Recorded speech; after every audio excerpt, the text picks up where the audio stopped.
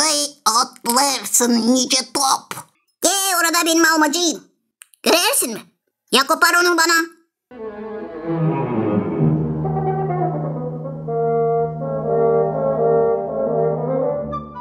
At onu bana.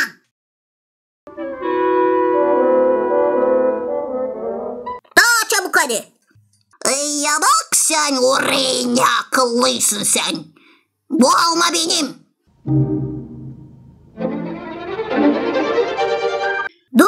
Dur söylerim. Ne oldu? Nereye benim almamı götürüyorsun? Bu alma benim. O düştü. Bense onu tuttum.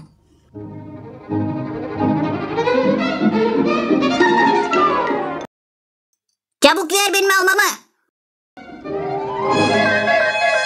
Ya Duruklam. O benim alma. Ben onu kopardım. O benim alma. Ben onu ilk buldum.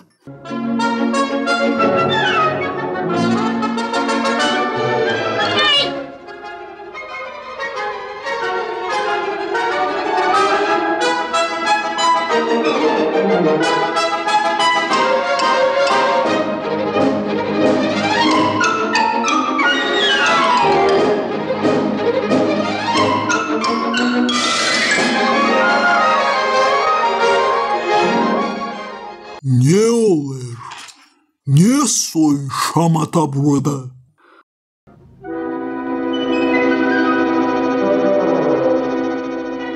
Ne soy şamata burada sorarım ben. Burada öyle bir iş. Canabininiz bu dağda en büyük, en arif. Veriniz arif nasat. Kime bu alma? Hanginiz buldu almayı? Ben. O ağaçta gördüm. Kim kopardı onu?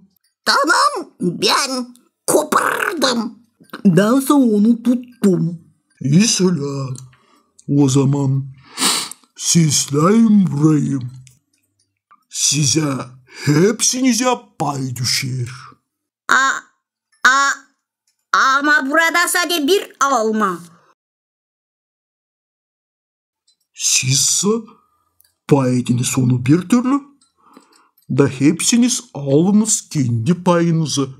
Ne soy biz bu işi kendimiz düşünmedik. Hani öyle? En doğru. No. Telaşlar dostlarım.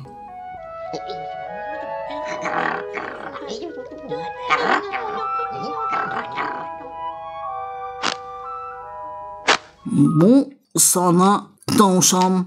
Hani ilk gördün almayı. Bu sana. Hani kopardın. Bu bana.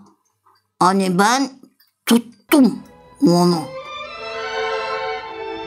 Busa size.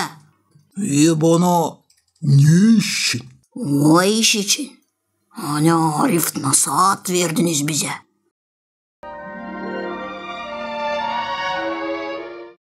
Sağ olun. Çok sağ olun.